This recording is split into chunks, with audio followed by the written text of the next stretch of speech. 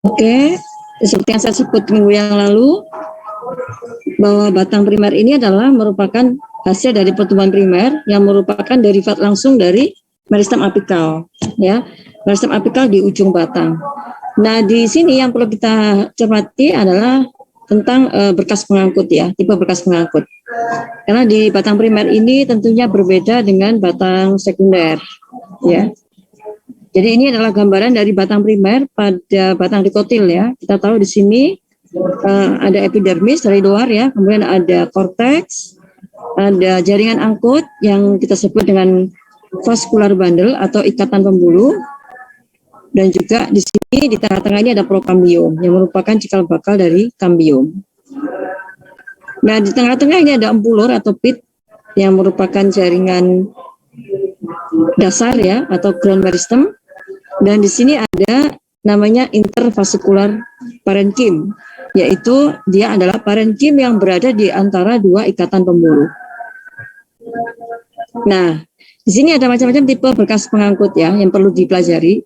Ada spesies yang berbeda itu memiliki tipe berkas pengangkut yang beda, bahwa ada ikatan pembuluh kolateral, tadi dijelaskan, ya, ikatan pembuluh bikolateral, konsentris amfikibral, konsentris amfifasal, dan ikatan pembuluh radial. Ini adalah gambaran penampang melintang dari batang dikotil, yaitu pada clover. Ya, clover ini sejenis kacang-kacangan, ya. Jadi di sini kalau melihat di mikroskop ini harus bisa menyebutkan apa saja jaringan ini, ya. Mulai dari nomor 1, nomor 2, nomor 3, nomor 4, nomor 5, ini harus bisa menyebutkan. Jadi di mikroskop akan nampak seperti ini, maka dari luar kita sudah bisa memastikan bahwa di luar ini adalah epidermis, ya. Kemudian ada korteks, nomor 2. Nomor 3 ini adalah pit atau empulur. Nomor 4 ini adalah intervasikuler tadi, ya, daerah intervasikuler. Kemudian nomor 5 ini adalah ikatan pembuluh yang terdiri dari floem dan xilem. Dan di sini jelas sekali bahwa xilem berada di bagian dalam, ya, dan floem ada di bagian luar. Nah, biasanya xilem berukuran lebih besar-besar, ya, diameternya, dan floem berukuran lebih kecil. Nah, ini adalah tipe bekas pengangkut kolateral yang disebutkan, ya. Kolateral itu ada dua, yaitu kolateral terbuka dan tertutup. Terbuka dan tertutup tadi berdasarkan apa? Ada tidaknya kambium di antara xilem dan floem. Iya, betul sekali, ada tidaknya kambium. Jadi untuk yang terbuka ini ada kambium, ini tentunya pada dikotil, dan yang tertutup itu pada monokotil. Dan juga beberapa spesies itu ada yang bikolateral, artinya ada floem di luar dan juga ada floem di dalam. Dan di tengah-tengah itu ada xilem. Ini contohnya pada spesies ini bikolateral, ini pada Solanaceae dan juga pada Cucurbitaceae, ya. Ini ada floem eksternal dan juga ada floem internal. Dan biasanya di sini ada parenkim menghubung di bagian tengah, atau bisa juga ada kambium di dalam sini. Nah, untuk berkas yang berikutnya adalah berkas yang primitif, ya. Ini untuk tumbuh-tumbuhan yang primitif, artinya secara evolusi dia tidak mengalami perkembangan. Jadi ini tumbuhan primitif ini pada tumbuhan angiosperme, ya. Angiosperme air atau juga pada tumbuhan paku. Di sini kemungkinan ada bekas amfikibral, yaitu xilem yang dikelilingi oleh floem. Dan juga kebalikannya itu ada amfifasal, yaitu xilem mengelilingi floem. Ya, jadi di sini xilem mengelilingi floem. Jadi ini terutama pada tumbuh-tumbuhan yang berbatang kecil, ya, batang kecil. Biasanya dia berkas pengangkutnya adalah sederhana, ya, sederhana. Jadi tidak mengalami perkembangan lebih lanjut. Nah, ini ada yang tahu ini bekas pengangkutnya apa? Tipe bekas pengangkutnya kalau kita dihadapkan pada mikroskop seperti ini.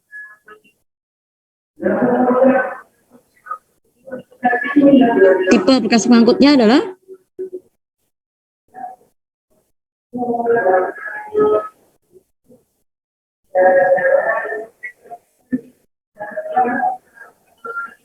ada yang tahu?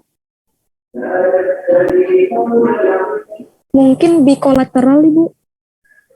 Betul sekali, bikolateral. Kenapa bikolateral? Karena ada xilem yang diapit oleh floem, ya. Ini yang gede-gede ini adalah xilem. Dia diapit oleh floem, ada floem eksternal, ada floem internal. Nah, yang merah ini apa? Jaringan apa ini? Kalau kita amati di mikroskop, terus kita kasih warna safranin, ini ada yang merah. Yang merah ini apa?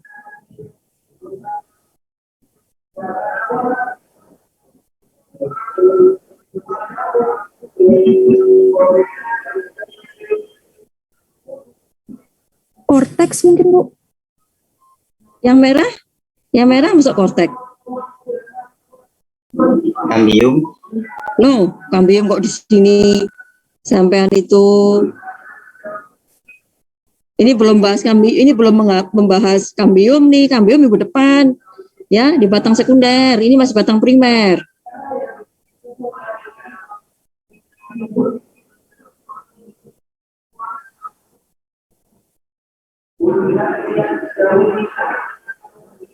Apa berkas yang merah ini adalah jaringan apa?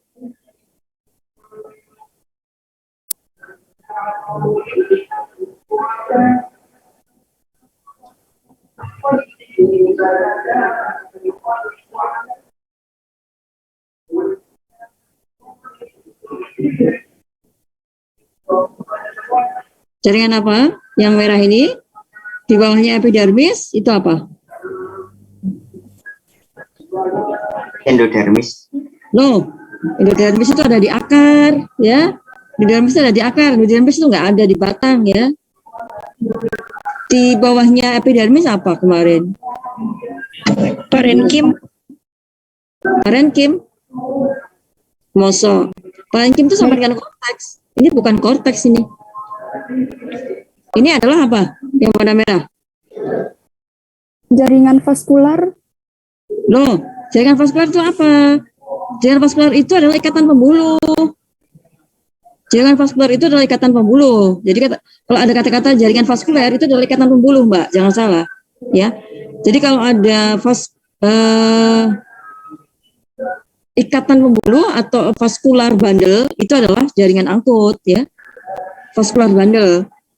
Nah, kalau ini yang di bawah epidermis apa ini? Tepat di bawah epidermis. Ini adalah jaringan apa? Apa? Mesofil. Mesofil itu di daun. Tidak ada di Itu batang. Apa? palisade. No, palisade di daun, Mas. Waduh. Palisade itu ada di daun. Jangan salah ya. Makanya nanti saya di akhir pengen tahu. Jadi perbedaan jaringan penyusun daun, batang, akar itu harus tahu bedanya. Ini apa yang di bawah epidermis? Hah? X. Baru dibahas kemarin. Silem. Tuh, silem kan ini yang lebar-lebar. Wong yang ditanya ini kok. Masa silem di pinggir batang? Nggak mungkin. Silem tuh di tengah-tengah ini loh. Yang besar-besar ini silem. Yang Jaringan dermis. jaringan dermis. Ini dermis di luar, satu lapis sel itu jaringan dermal. Di bawah, saya kan bilang, di bawah lapisan epidermis itu apa? Floem. Loh, floem kan ini tadi sudah disebutkan. Floem ini di dekat silem. Masa floem di tepi-tepi kan nggak mungkin. Perisikal, Bu. Apa? Perisikal. Loh, perisikal itu ada di akar, tidak ada perisikal di batang. Jaringan gabus, Bu. Belum, jaringan gabus itu nggak terbentuk di jaringan primer. Jaringan gabus itu ada di pertumbuhan sekunder minggu depan. Polenkim bukan, Bu? Polenkim, siapa yang jawab polenkim tadi barusan? Saya, Bu. Iya, ini adalah polenkim. Ya, jadi ini jaringan penguat pada tumbuhan yang masih muda. Sudah dibahas berkali-kali dari kemarin. Bahwa polenkim itu adalah penguat pada tumbuhan yang masih muda dan dia biasanya posisinya adalah tepat di bawah epidermis. Kenapa dia berwarna merah? Karena dia ada penebalan di dinding selnya. Ya, Jadi ciri sel kolenkim itu ada penebalan pada dinding selnya. Meskipun penebalannya tidak seluruhnya seperti pada sklerenkim. Jadi dia hanya di sudut-sudut sel saja. Ya. Kemudian ini juga sama, ini bikolateral. Di mana silem, ya, silem dikelilingi oleh floem, ya, diapet ya, bukan dikelilingi. Kalau dikelilingi nanti dikiranya konsentris ampikibral ya. Ini adalah diapet oleh floem eksternal dan floem internal. Nah, ini contoh dari berkas pengangkut tipe apa? Antifasial. Amfifasal, bukan amfifasial ya. Jangan dikasih sial belakangnya. Amfifasal, di mana di sini silem mengelilingi floem. Ya ini ya contohnya. Kita lihat kan, dia silem kan besar-besar ya ukurannya ya. Ukuran pembuluhnya besar-besar. Kemudian dia juga mengelilingi floem. Ya, ini pada tumbuhan paku terutama ya. Nah, kemudian ada konsep stele. Jadi bedakan antara tipe berkas pengangkut dan stele. Kalau stele itu dia menyangkut inti dari batang ya. Jadi inti dari batang, sumbu batang itu ya meliputi apa saja. Meliputi ada jaringan pengangkut ya, ada daerah parenkim interfasikuler tadi juga ya. Dan juga ada celah daun dan juga ampulor. Nah, perlu saya jelaskan di sini celah daun itu adalah berkas pengangkut yang menuju pada daun, gitu ya.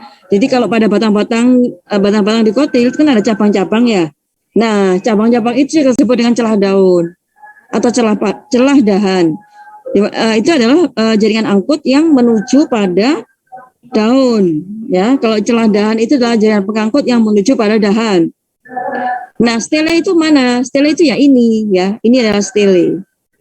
Jadi suka ada siphonostele, ada eustele, actinostele, itu gambaran umum dari suatu sumbu organ, baik itu batang maupun akar. Ya. Nah, ini kita lihat di sini ada yang sederhana sekali seperti ini. Ini yang tadi yang siphonostele tadi ya. Maaf apa tadi? Amfifasal, ampikibral tadi ya, ini ya. Ini kemudian ada yang lebih mengalami evolusi. Ini adalah pada tipe berkas pengangkut yang tadi, yang kolateral tadi ya, kolateral terbuka dan tertutup ada di sini ya, eustele. Jadi ini adalah berkas pengangkut pada akar ya, actinostele, di mana tipe berkas pengangkutnya adalah radial atau berseling antara silem dan floem. Ya, sampai sini paham ya perbedaan antara tipe berkas pengangkut dan stele. Ya, jadi kok tipe berkas pengangkut itu hanya bicara satu ikatan pembuluh. Ini saja. Ya, itu apa saja? Tadi itu kolateral terbuka, kolateral tertutup. Tapi kalau stele itu berbicara satu utuh dalam satu batang. Ya. Jadi eustele, actinostele gitu ya, protostele. Nah, ini ada dua perbedaan tumbuhan monokotil. Ada yang tahu ini? Yang C pada batang apa dan yang D pada batang apa? Yang C pada batang singkong, Bu. Mungkin. Oh, masa singkong? Singkong itu dikotil apa monokotil, Mas? Ini monokotil loh. Singkong itu dikotil apa monokotil?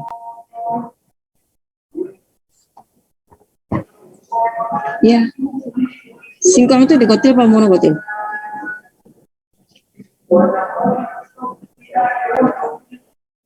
Ya, silakan, Mbak.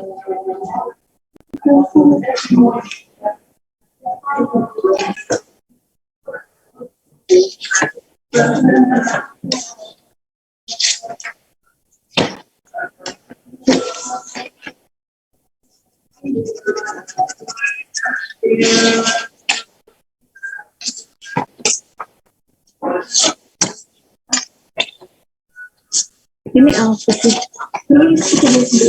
Hah? Selalu itu. Oh, potong gini ya.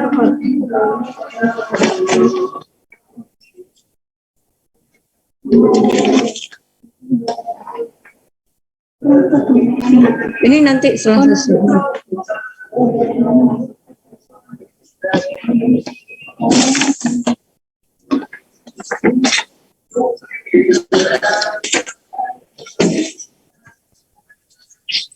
Nah ini Pak Dijen belum. Iya.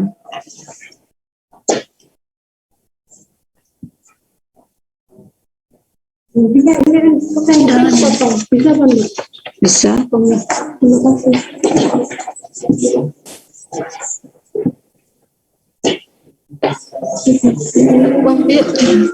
Nanti diisi ya undangannya.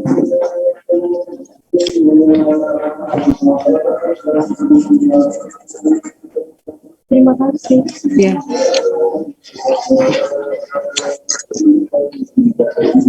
Pada batang apa ini? Yang C dan yang D?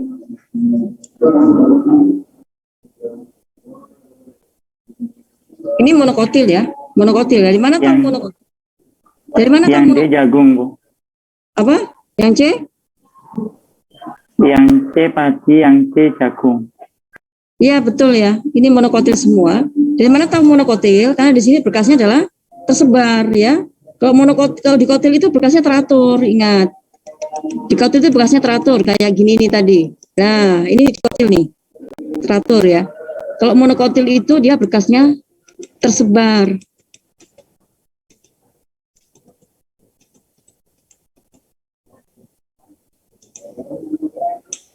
Jadi ini di monokotil. Monokotil ada dua tipe.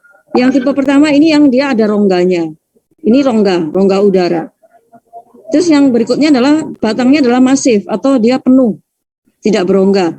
Nah, yang berongga ini biasanya pada monokotil yang hidup di air ya, pada padi ya, kemudian pada tumbuh-tumbuhan air yang lain. Dan sedangkan ini adalah pada jagung. Ini adalah monokotil yang hidup di darat. Nah, ini monokotil juga, ya. Ini monokotil. Kemudian ini adalah dikotil, ya. Bedakan antara monokotil dan dikotil. Kalau dikotil itu dia berkasnya teratur. Kemudian kalau monokotil itu dia tersebar. Di dalam ini biasanya ada bekas pengangkut lagi. Nah, ini bekas ini penampang melintang apa? Ada yang tahu?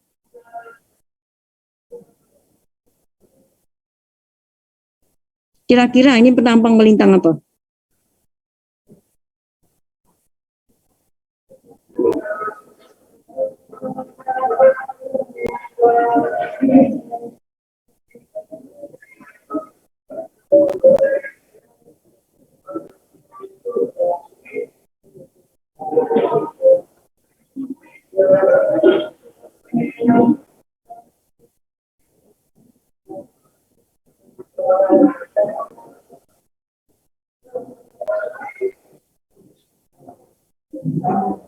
Penampang melintang apa ini? Ada yang tahu?